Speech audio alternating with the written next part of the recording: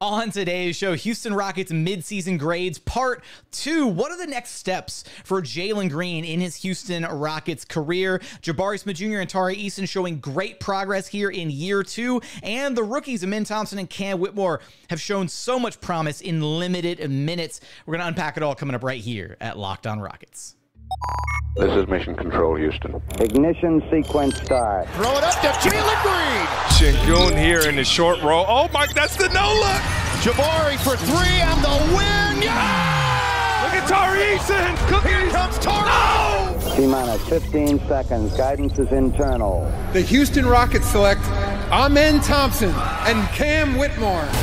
One thing I have never done is not made the playoffs, and so we want to take that step here as well. 6, 5, 4, 3, 2, 1.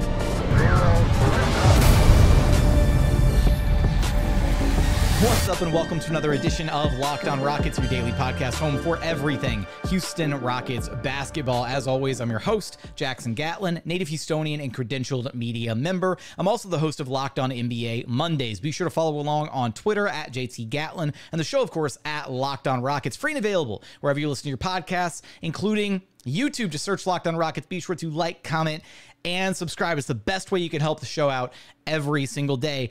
And as always, thank you so much for making the show part of your day every single day, whether it's on the way to work, on your lunch break, in the gym. Thank you for being an everydayer and making the show part of your day every single day.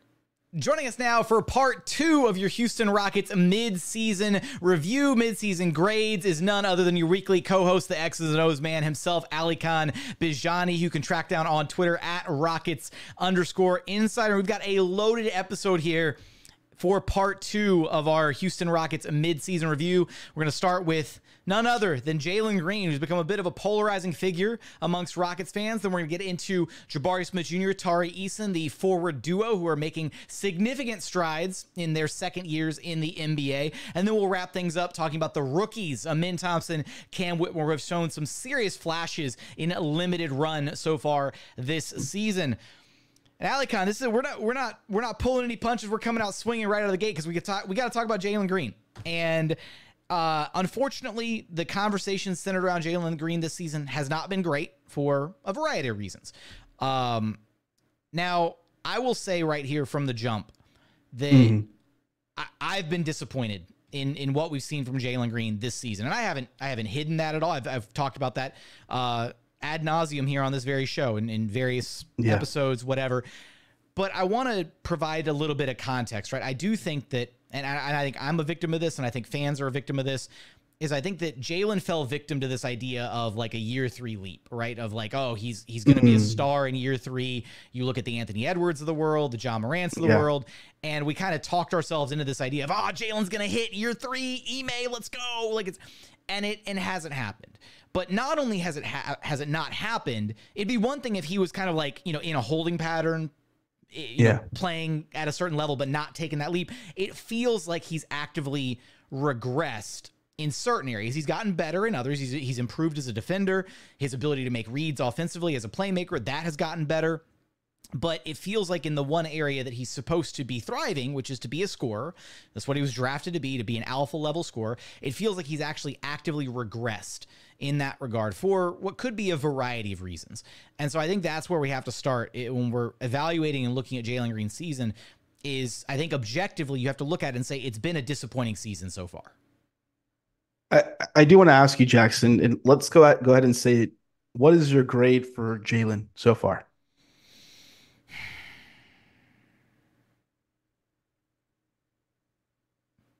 C- or D+. Okay. I'm going to be in that C area.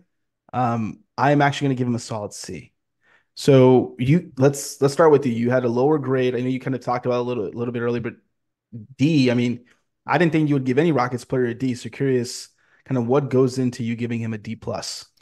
So my whole thing with Jalen is, look, at the end of the day, nobody's asking him to be like the second coming of MJ. Nobody's asking him to be Kobe. Nobody's asking him to go out there and hero ball and carry the Rockets to wins. What we've seen or what we haven't seen from Jalen this year is, especially early on when this team was really competitive and in so many of these early games against really good teams, the games that they dropped early on against good better opponents, it felt like they were a consistent Jalen Green away from winning more of those games, to where you could have looked at the schedule back through about 20 games through like the quarter season mark.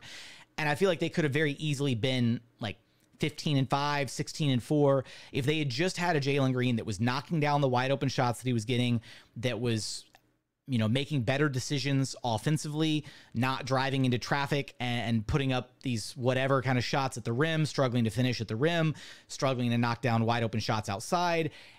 And I think that at the end of the day, all he has to do to be a consistent, you know, positive piece of this Rockets rotation is just knock down open shots. And I get that there's going to be some games where you just don't have it. There's off shooting nights. I get that.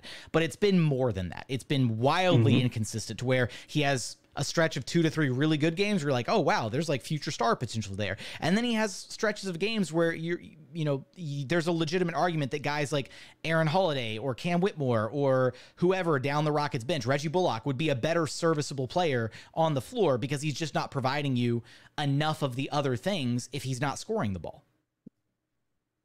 So I'm glad that you kind of went into that. I'm going to give him, like I said, a C. And the only reason I'm not giving him lower is because, Jackson, honestly, I do see the process. And what I mean by process is like, okay, boom, boom, in his mind, he's thinking, okay, I see Loma in here. Okay, I see, hey, guys at the nail. Okay, here, I see all this. I think one thing that I want to bring up that I've been thinking about is, from a physical perspective, he's added a lot of weight this offseason. They tried to bring it like a awakening that was gradual, and it has been. But I would venture to say this is his first season where he's playing with a solid NBA level body. He's added more muscle to his upper body. He's able to kind of observe contact at a higher rate than he did previous 2 seasons. He's added more weight, right? And I still think that he's still adding to his frame. I think his frame can still grow out. I'm going to compare him to Alp for a second. I think Alp's body right now is completely NBA ready. Actually, maybe let's not say completely. Maybe there's obviously room to grow. But you're noticing how Alp added more muscle to his legs and also upper body weight. He's holding his own. He's doing better in the post. He still has ways to improve there. He's handling better in the interior defensively. He's still able to kind of move enough laterally along the perimeter when he's defending. You know, growing into his body has done him better, right? As he's taken on some of these NBA level bigs, and that's a credit to Alp. My question is, Jackson, and this is something we can discuss over the next several weeks, is Jalen's body right now to a point where it's NBA ready? And if it is NBA ready, is he used to that body? I think that's a question that bears conversation, because, you know, friends of the show, Nathan Fogg and others on Twitter, have talked about how he's had this hang dribble, for example, or there's like other things he's trying to work on in his game that you're seeing on a game-to-game basis. And it makes it seem like that, like he's learning how to be able to have a change of pace, or more consistent change of pace. Part of that is just learning how to play properly. And part of that is also maybe potentially adjusting to his NBA body. Not giving an excuse, just something I'm thinking about, you know, as I'm looking at Jalen from this season. But ultimately, it's going to come down to role, Jackson. In his role right now, he's supposed to be an anchor as a scorer. He needs to be a secondary pick and roll player, to a point when they started the season. I mean, you are what the coaches want you to be at the start of the season. They put him in Jalen only lineups. And what I mean by Jalen only, it was a stretch big in Jeff Green, and they put defenders around him to kind of help him on the perimeter. And they're like, hey, you know what, Jalen, here's the ball. Go score in transition. Go score in the half court with the pick and roll. Get a pick and pop, attack downhill with your speed, drive and kick. And he wasn't successful. He struggled at creating separation. He struggled at times at being able to make the right pass. And he struggled at times to be able to just score around the rim. And then there's times where he's explosive and aggressive and he makes it. Consistency is the name of the game. So that's why I think about Jackson is his body. Like, is he used to his body? Is his body even NBA ready? But also his role. Is he in a situation mentally where he's comfortable with his role? Is this the right role for him? And let's see what happens. One more point real quick, Jackson, that I want to say is that I think there's 2 options we're heading towards the trade deadline. Okay? One option is you're going to trade Jalen Green, and the other option is you're going to keep him. Now, listeners may be like, well, of course, Alykhan, it's 50-50. Those are the only two options, Alykhan. Yeah. But what I mean by that is that it's going to really tell me what this team not only thinks of Jalen, but also who is at the top of the hierarchy. If they do decide to trade Jalen, that means they're supremely confident in Alperen Sengun being a franchise cornerstone and Jabari Smith Jr. be the second best player of this team, and then one of Amen or Cam as the rookies elevating and becoming that third guy. Okay? That's if they trade him. And they believe that, you know what, Jalen maybe is better, get a change of scenery. Let's get somebody we can use to build around our franchise cornerstone and Alperen Sengun. Okay? That's one way. The second way, and kind of where I'm leaning, is, look, Jalen still has an opportunity to be an all-star level guard. Let's see what happens. Let's kind of continue giving him that time. Let's help him grow into his body. Let's help him do all these different things and see what happens. I'm leaning towards that because I don't think you should just let go of a second overall pick. But then it comes down to also, Jackson, are you trying to win this season, or you're also trying to figure out what you have in your young players? I have a follow-up question for you on that exact point, Alykhan. Plus, we got to get to Jabari Smith Jr., Tari Eason, the forward duo for your Houston Rockets. We're going to get there in just one moment. First, today's episode is brought to you by eBay Motors. Our partners at eBay Motors have teamed up with Locked On Fantasy Basketball host Josh Lloyd to bring you some of the best fantasy picks each and every week all season long. Whether you're prepping for a daily draft or scouting the waiver wire, every week we're going to provide you players that are guaranteed to fit on your roster. So let's see who Josh has picked out for us on this week's eBay's Guaranteed Fit Fantasy Picks of the Week. The first name on this list, a guy that the Rockets are going to get a very good look at very soon, Brandon Miller. Brandon Miller should be seeing a big uptick in usage with Terry Rozier being shipped out to the Miami Heat, and that makes him a must-have roster player in fantasy basketball. So definitely be on the lookout for Brandon Miller in all of your fantasy basketball leagues. Next guy, another guy the Rockets are going to be able to get a very close look at, and a potential Houston Rockets trade target, Nick Richards. Mark Williams doesn't appear to be coming back anytime soon, so Richards is going to have an extended run at center, putting up solid fantasy numbers in the process. So a couple Charlotte Hornets guys that you're going to want to pay attention to. Now, Josh Lloyd from Locked On Fantasy Basketball is going to help you win your fantasy championship, and eBay Motors knows that a championship team is about each player being a perfect fit, the same as with your vehicle. With over 122 million parts for your number one ride or die, you can make sure your car stays running smoothly. Brake kits, LED headlights, roof rack, bumpers, whatever your car needs, eBay Motors has it. And with eBay Guaranteed Fit, it's guaranteed to fit your ride the first time, every time, or your money back. Plus, at these prices, you're burning rubber, not cash. Keep your ride or die alive at ebaymotors.com. eBay Guaranteed Fit only available to U.S. customers. Eligible items only. Exclusions apply.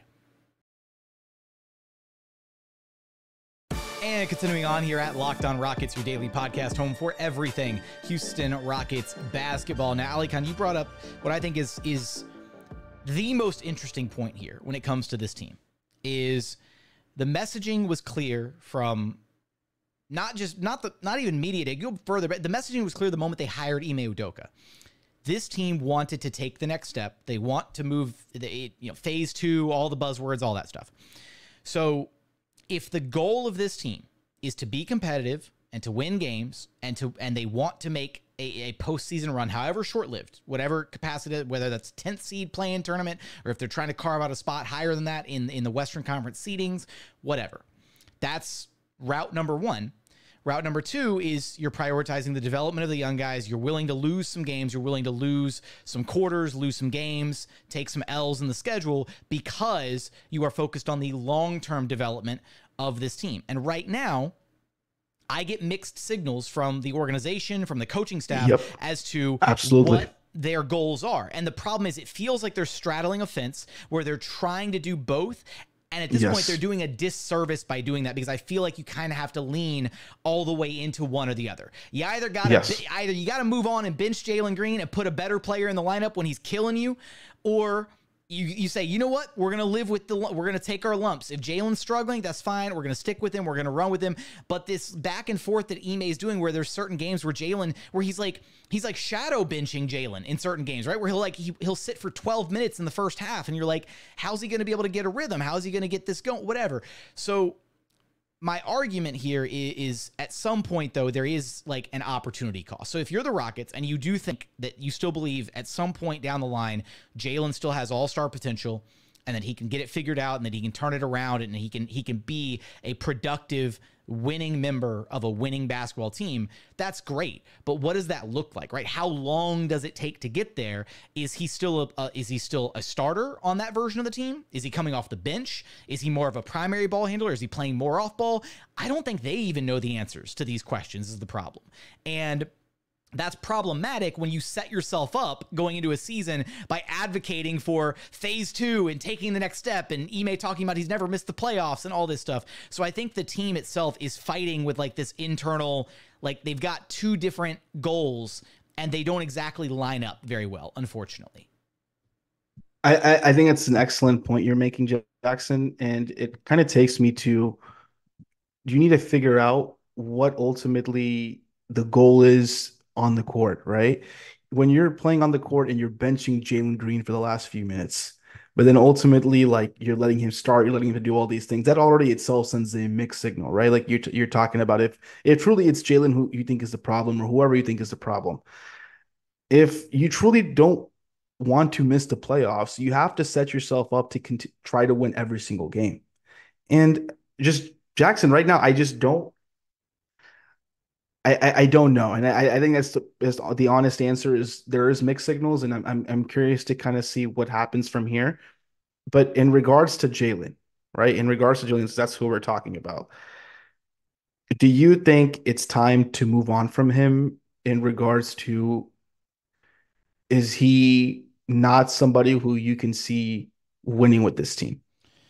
No, and look, I said as much the other day on the show. I'm not at the point of trade Jalen for the sake of trading Jalen. That seems like a disservice to him, and it seems like bad asset management as an organization. Now, if there's a trade out there that's a good trade that makes sense for the organization, by all means, go for it. There is not a single untouchable player on this roster. You could trade Sengun, you could trade Jabari, whatever, for the right price, right? If somebody comes knocking, there's a disgruntled superstar, whatever.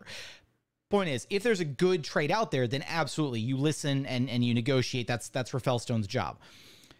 I do think there's a path forward for Jalen to potentially still be a contributing, winning member of this team, but it doesn't feel like it's in the starting lineup. His entire skill set right now feels like that of a sixth man, which is kind of crazy because, 6 months ago, we would have had this conversation and we would have been skewered for it. The poor David Ramil from over at Locked On Heat and Locked On NBA suggested before the season that Jalen Green might just be a sixth man. And I will say at the time, I thought that was premature. At the time, I thought that take was a little premature. We hadn't seen what Jalen looked like next to a legitimate starting caliber NBA point guard in Fred VanVleet. We hadn't seen what he looked like with a high-quality head coach in Ime Udoka, on a team with structure and accountability and a hierarchy. We hadn't seen any of that. Now we've seen all of that for the better part of a little more than half a season.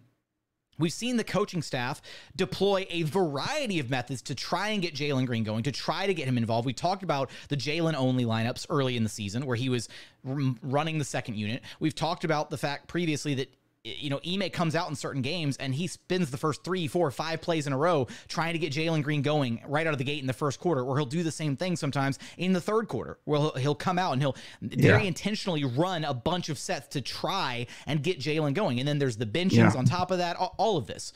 So we've got a half-season sample size, which might not be enough for some people, but I think it's enough to where you have to start considering some alternatives. And I don't think it's fair to just bury your head in the sand and say, give him to the end of the year and then figure out in the offseason, because those are the types of decisions that land NBA teams in purgatory. Because if you make that type of decision where you're just like, just give him time, give him more time, he needs more time.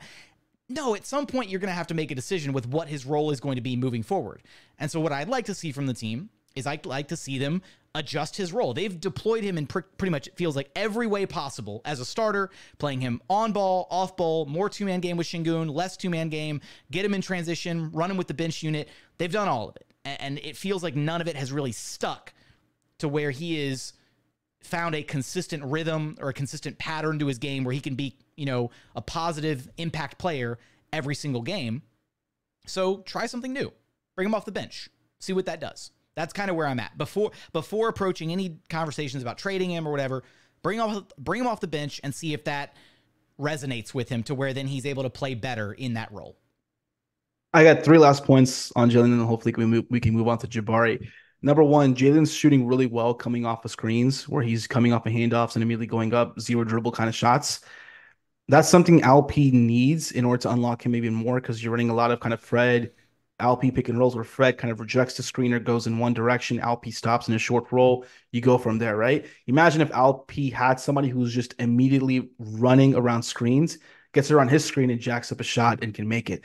I think Jalen can do that. That's something he's shown this season. Alpi and him have really good chemistry, can open a lot of doors. I hope Ime Udoka sees that and can hopefully implement that more and get him going. I still believe in Jalen. Number two, this was always going to be a question we had to ask. They were going to have 6 picks, right? We talked about the 6 kind of group of 6. At one point, it was 8 young players. When you have high number 1 draft picks and you're choosing to keep those number 1 draft picks, number 1, you're not going to have a lot of opportunities. And number 2, with those lack of opportunities comes decisions. You've already seen 2 decisions with Usman Garuba and Ty Washington. This is another example of not roster cutting, but also roster management. What do you do with Jalen Green? If it wasn't going to be Jalen, it could have been Alperen Sengun. What do you do with Alperen Sengun if he was also in this situation, right, where if he was struggling? So this was always going to be a thing that happened once they drafted, all those young players in the first round 3 years ago. Now it's a matter of it's time to make those decisions. Time is due. Payment is due. And it's trying to see what they're going to do. Lastly, you have to figure out what type of young team you're going to be. Are you the Oklahoma City Thunder of last year, where you're just trying to develop and kind of see what happens and sneak in and play well? Or are you the Orlando Magic, where you're like this season? You don't care who's who. You're going to play who's going to help you win basketball games and be successful, and it'll all work itself out. And I'm curious to see who the Rockets choose as a kind of a path to be who they want to be. Is it last year's Thunder? Is it this year's Orlando Magic? Because that will tell me also a lot of what their plans are moving forward in terms of roster construction and trying to win. So those are my last 3 points. I just want to point out the absolute disrespect to Rockets legend Josh Christopher, and you did not include him in the casualties of the rebuild because he was picked ahead of Garuba, dude. That's rude. That's messed up. Sorry. Well, let's go to Jabari Smith Jr. at number 3. I will add. We're gonna get to Jabari in 1 second. So I'm gonna add one final point here, and then we'll wrap up the Jalen part of the discussion. I think the path to success for Jalen, whether it's continued as a starter or whether it's coming off the bench in some capacity, whatever, it's very clear he's got to figure out his shooting. The shooting, you cannot be. Like, simply put, Jalen doesn't finish consistently enough in and around the rim. He's not big and strong. He's not an elite defender. He's not an elite playmaker. He has to be elite at something to be on the floor. You can't just be okay at a bunch of stuff or even whatever, passable, whatever. He's got to figure out the shot. And unfortunately, this is the reality of the situation. In high school, Jalen Green shot 35.1% from 3. In the G League, he shot 36.5% from 3, and that was the number that we were going off of, right? The pre-draft cycle, all that, and we kind of thought we'd hoped, hey, if that number's real, this kid has a lot of special talent. If he can be a 36% or higher three-point shooter, you combine that with the elite athleticism, that's why he went number 2 overall. That's why he was widely regarded as one of the top picks in the draft. But then every year since then, his three-point percentage has regressed. His rookie year, 34.3%. Last year, 33.8%. This year so far, 32%. So it was a 16-game sample size of him shooting at 36.5% in the G League. And that's what's so dangerous about those G League sample sizes. And even to a lesser degree, right, college sample sizes. The sample size just isn't big enough. And we had the same worry about Jabari Smith Jr.'s three-point shooting because we thought the Rockets were getting a knockdown three-point sniper, but he didn't have a ton of volume when he was at Auburn. And so then when he didn't translate immediately as a shooter, Rockets fans were, oh my God, the sky is falling but now you look at Jabari and he's got it figured out. But I do think for Jalen, we're getting to a point where the sample size of him being a bad shooter is a lot greater than the sample size of him being a good shooter. Absolutely. And like, I'm glad you stopped me before we were going to Jabari to say this. I think with Jalen, and I'm sure they know this internally. I think you need to figure out what is he good at and just try to run 5 or 6 of those plays per game and build up a rhythm or confidence and get him going. The last game they played against Portland, they ran a few of those empty corner sets. And to me, that's where he's at his best, where he doesn't have to think about who's coming from the weak side or whatever. He knows he has an open line to the rim because he's so fast and he can confidently just go do that. Build that rhythm with him. Jalen's a good player. Build his rhythm and see what happens. Okay. So I'm still, a believer. I think Jalen Green can be successful and be a good player in this league. I just think that if he can build a rhythm, that's what we'll see. And let's see if he can also execute on his end, right? Udoka can put him in situations, but it's also always going to be up to Jalen Green to be confident and do the things that he needs to do. Coming up, we've got a bunch more names to get to. We did 2 segments on Jalen Green, so now we got to find time and space for Jabari Smith Jr., Tari Eason, Amin Thompson, and Cam Whitmore. We're going to get there in just one moment. The first today's episode is brought to you by Grammarly. When it comes to writing, Grammarly is there to support you from start to finish. For over 10 years, Grammarly has been powered by AI technology you can trust to help you across all the places where you write the most. And now, Grammarly helps you do even more. With one click, you can easily brainstorm, rewrite, and reply with suggestions based on your context and goals, so you can improve productivity for you and your team. I don't know about you, but for me, Grammarly can be incredibly helpful when I'm like crafting, a YouTube video and trying to come up with the episode title and the descriptions. And all I have to do is punch in a prompt, like give me 10 possible taglines for my, my next Locked on Rockets episode or something like that. And it can be great because it's a great way to give you ideas, outlines, tips, all that kind of stuff to help you throughout your creative process. Maybe you have a big presentation coming up at work. You can let Grammarly create a personalized outline to get you organized so you can transfer your ideas into a compelling presentation. So start being more productive with your work. Go to Grammarly.com/podcast to download for free today. That's the best part about Grammarly. It is completely free to use. Again, go to Grammarly.com/podcast. That's GRAMMARLY.com/podcast.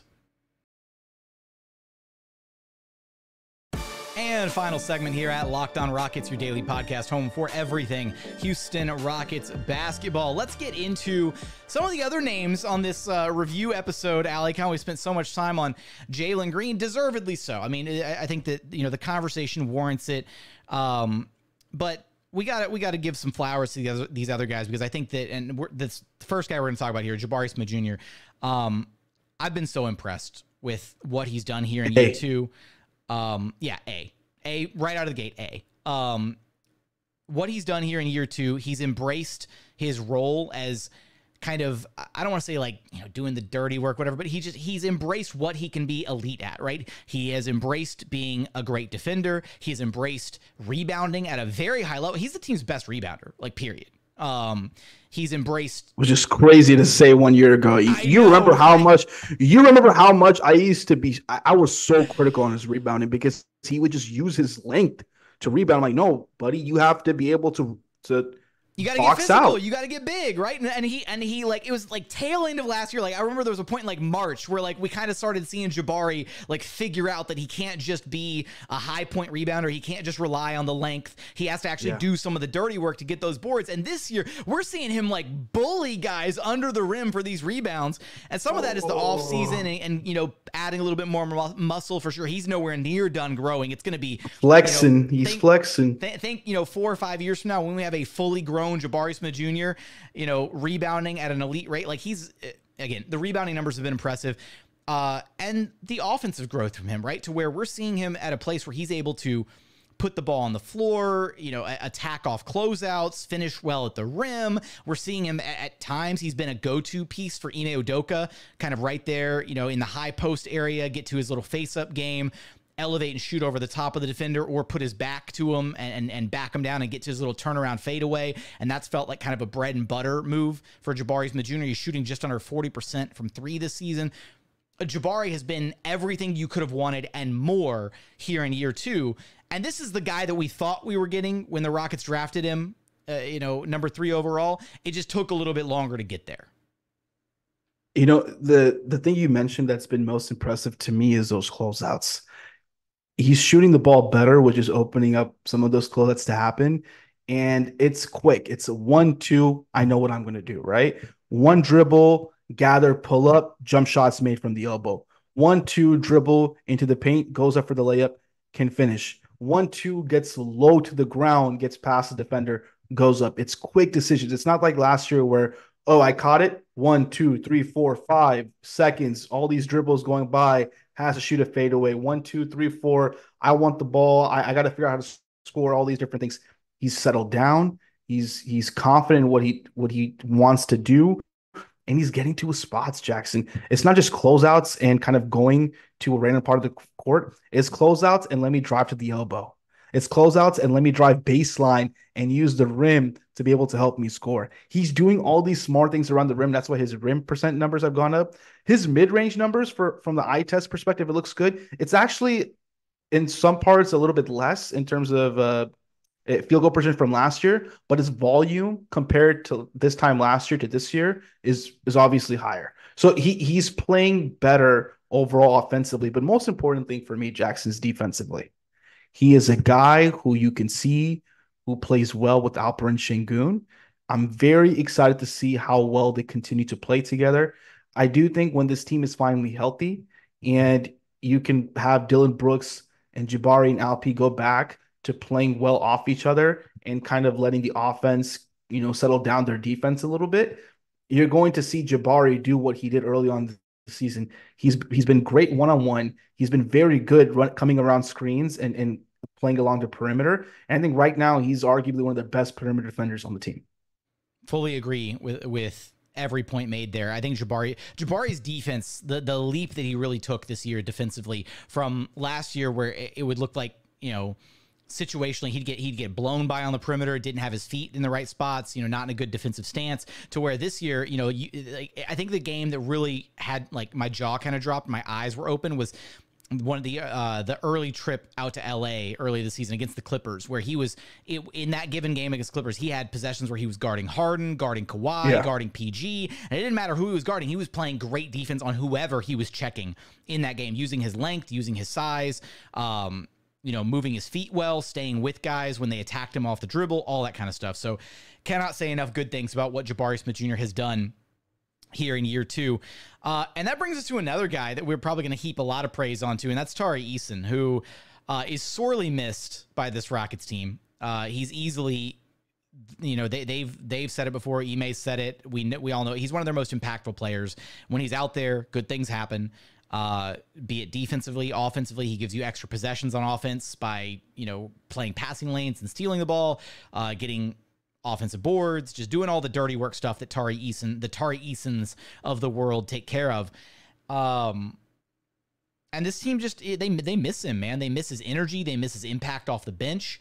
I really, it feels weird to talk about Tari because we haven't seen him play in so long. Like, it's just like doing a review for Tari is kind of like, I don't know. I also want to highlight whoever made the call to let him play on that leg, the stress fracture or the stress reaction leg that he had, and then worsen the situation to where now he has to randomly sit out for a straight, he's going to miss a chunk in the middle of the season. I feel like that was some serious mismanagement by whoever made that call on the Rocket staff. And it's really unfortunate that it's impacted him because it's not like he's a guy who's had a bunch of injury issues in the past. He was a friggin' Iron Man last year, one of the only 10 players to play all 82 games last season.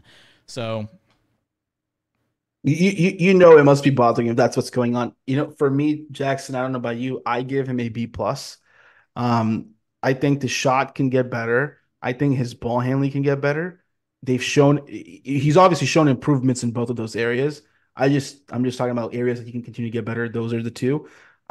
For me, it's just the rebounding and the presence he brings on the interior on both ends, offensive rebounding, defensive rebounding, and somebody who I am trusting now when he's trying to make a calculated gamble, more oftentimes than not, it's successful.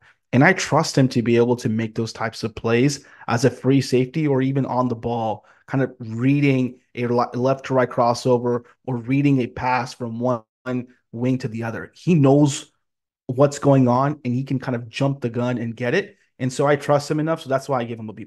His ability to anticipate things defensively, it feels like some of it's just like that innate level of like, you just get it. Sometimes you just get it. And you've got guys who just have an ability to like read what's happening and they just know what's going to happen before it actually does.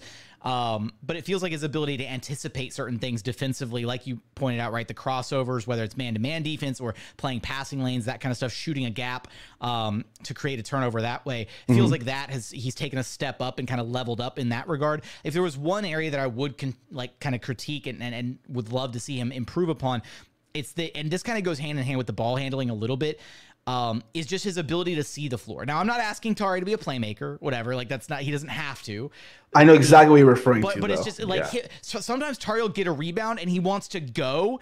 And it's like, great, you're going, but if you're going to lead the break, if you're going to run the break, you have to have your head up on a swivel to figure out where everybody else is at. You can't drive and be tunnel visioned and just like, and sometimes it works because that's just kind of how Tari is, right? He'll get the rebound and go coast to coast without acknowledging a single other Red Rockets jersey on the floor, and he'll still somehow finish it, at the rim through like a defender or two because he plays bully ball sometimes. But that's kind of the big thing, is just the awareness. The coaching staff has empowered him to do more, to want to do more offensively, to attack off closeouts, to finish hard in the paint, that kind of stuff. But it's just those, handful of moments here and there where you're kind of like, let's, share the ball or like get it to one of your playmakers and go back to doing your thing on the floor. Not to say that he can't step out of his comfort zone and try to do other things, but it's just, you got to be prepared when those moments happen. Who's more physical, Cam or Tari? Oh, Tari.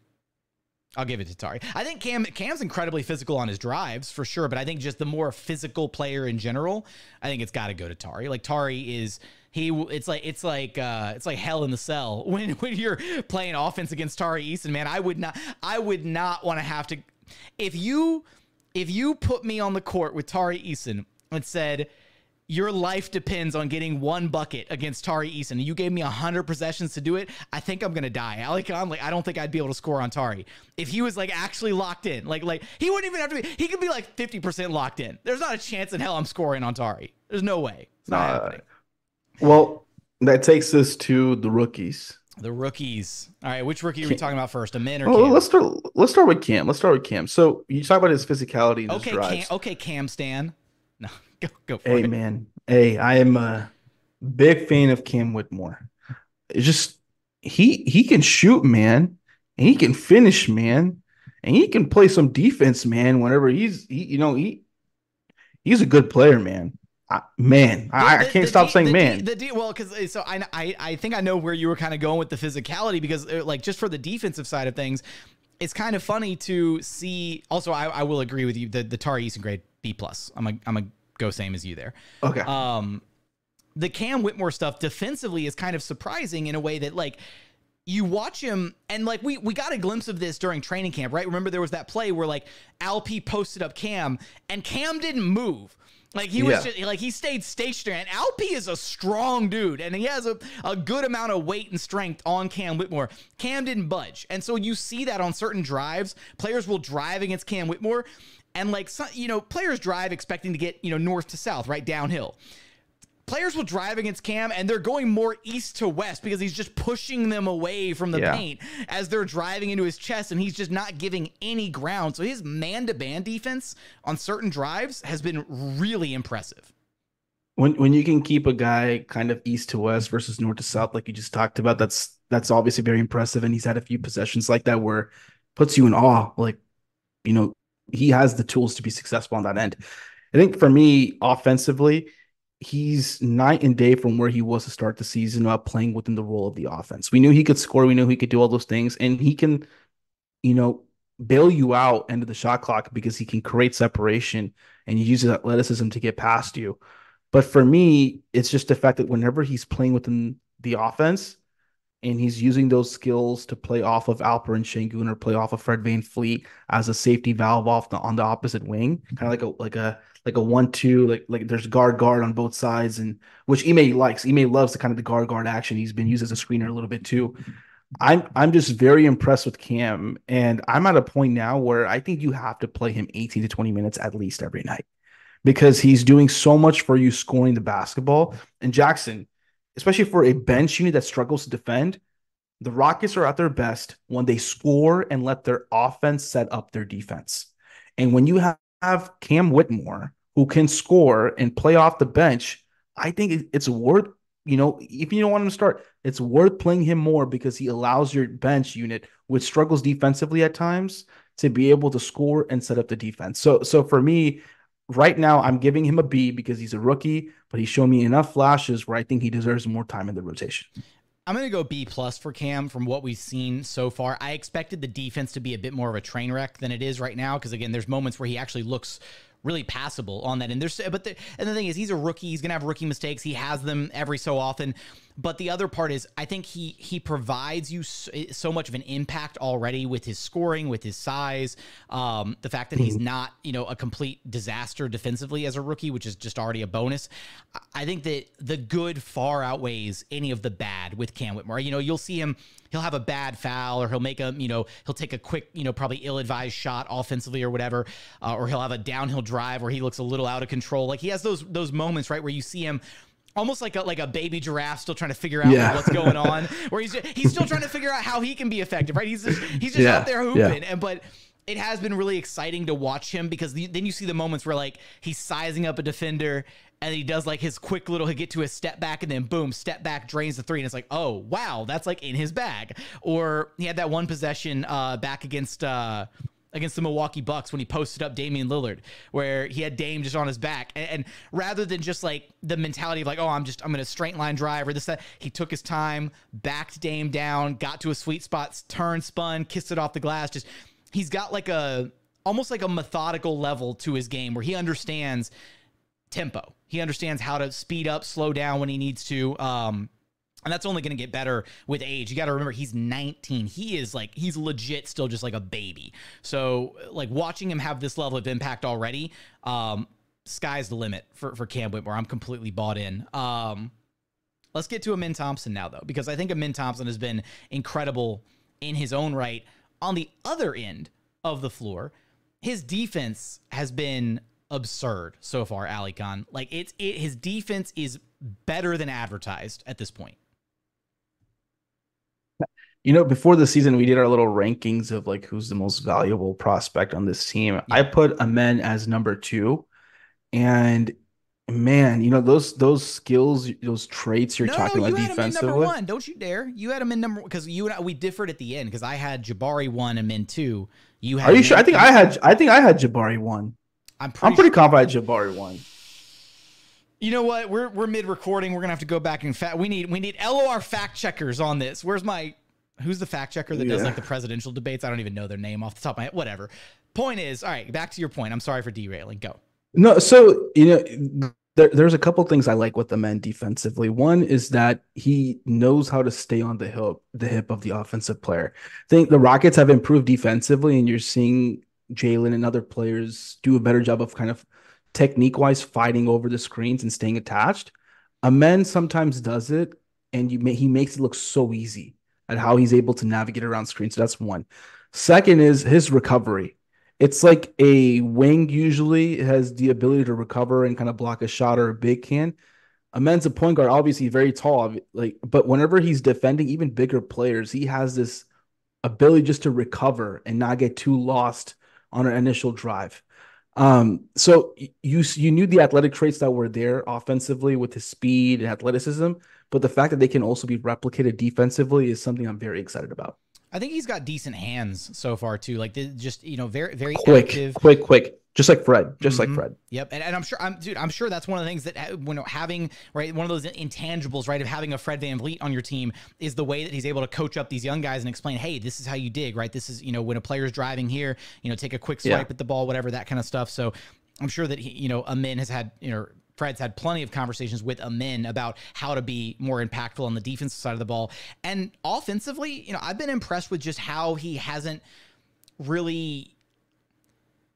settled for not being a shooter yet, or for not being a good shooter yet. I think that at times you have players who are, bad shooters or non-factors when it comes to shooting the basketball, who just, they're gonna station themselves at the 3-point line, and that's it right there. And at that point, it's a win for the defense when the ball gets swung to you, and then that player has to be the one to take the shot. that's just not effective, right? I don't think Amin, and credit to the coaching staff and also credit to Amin for making the most of his minutes when he's on the floor. They're not utilizing him that way. They're not just putting him in the corner and saying, go stand there, and when the ball gets swung to you, shoot it. He's roaming offensively, right? He's being used at times as a screener. He's being used as a cutter. He's really active on the offensive glass. And we've already seen these small little flashes of how he and Alperen and Sengun are able to play off of one another, even though they're both, you can classify them both as non-shooters, right? I've argued for a very long time, two non-shooters can work on the floor with one another if they're both high-level passers. And if you've got proper spacing around those guys. Number one case in point, which is a little hard to replicate, but the Golden State Warriors, when they had Draymond Green and Andre Iguodala in their death lineup. Now, granted, they were also flanked by two of the greatest shooters of all time in Steph Curry and Klay Thompson. But the argument still stands is that Iggy and Draymond are incredible passers, and they mitigated their lack of shooting in that lineup by having incredible ball movement, by moving well without the basketball, by finding their teammates, by finding each other, all that stuff. And I do think there's a world where you can see a dynamic between Amin Thompson and Alperen Sengun where they have fed each other, right? Whether it's Amin driving in, collapsing the defense, pitching it back to Alp, and Alp's got his free little, easy shot put right there because the big man had to address the Amin Thompson drive. Or you've got Alperen Sengun, faces up at the elbow, hits a spin move, draws a second defender, and then Amin Thompson is kind of floating in that dunker spot area, and then boom, a little dump off pass from Alp. Amin Thompson gets an easy 2 at the rim. Those two can function and work off of one another. I agree. I do think one of them has to develop a shot at some point, but right now we're seeing how two high IQ guys who process the game at an incredibly fast speed, the way they both do, and can pass at the level that they do and have the court vision that they do, it works, and it can work. I love watching Amin play. I will say a couple areas I wanted to work on is defenses are starting to figure out in terms of the game plan. Whenever he drives baseline, he's looking to score. He's much better driving baseline as he scores than he is driving middle. When he drives middle, oftentimes he's trying to set somebody else up. And so it's becoming a little predictable in that way. I'm not saying that's a bad thing. I'm saying it's because, he's able to find, like you said, Alperen Sengun for those dump off passes. He's able to make those cross court passes at the opposite corner. He's doing all those things. I want to see him add a floater game, a consistent floater game, add a consistent mid range game, which he's shown that he can make. Being able to keep the defense, guessing and on their toes about what's going to happen. When you drive baseline, he can make that pass. We've seen him zip that pass to the opposite corner when making baseline. But doing that more consistently when that 3-point shot is opening up. They played him as a starter with Cam Whitmore and it was Alperen Sengun and Amin Thompson with Cam Whitmore and two other shooters. And that's why they played so well together, Jackson. Like you said, 2 non-shooters, 3 shooters. They can play well together. He can screen. He can do all those things. And like you said, whenever you have a passer who can do and make those passes, not everybody can make with those kind of one-handed zip passes or just kind of moving it from one end to the other end. That opens up so much for your offense. I give him a grade of a B as well. Both rookies get a B for me. I'm going to go with a B for Amin as well. And I do think that if for Amin, I wonder what he would look like right now if he hadn't missed a month of the season, right? Like it was really tough for him to, and I do think that's the other really important part is the Rockets rookies have been impactful and have been good. They're not just being thrown out there. They're not just getting garbage time minutes and getting shots up in in games that don't mean it. These guys are playing games that mean something. This team wants to win these games. They're not a garbage team that's going to be top of the lottery. They're not barreling towards a top 5 draft pick this year. These games, every single one of these games that they play means something. That's why that loss against the Blazers stings so badly, because they know that they should have won that game. So these guys are getting legitimate, impactful, important minutes and are making the most of them. And I do, the fact that we're seeing Amin get comfortable as quickly as he has, despite the fact that he missed about a month of the season, I wonder where he would be at as far as his development progress if he hadn't missed that time. But it's just going to be even more exciting to just envision, okay, where is he going to be a month from now when he's, actually at that point, when he gets more and more reps under his belt. So some really exciting stuff here. So final question for you, Jackson. Oh, Lord. I don't like this. No, these are never good. Is this quick yes or no? Okay. Will the Rockets finish with a play-in seed, yes or no? Yes. 10th seed.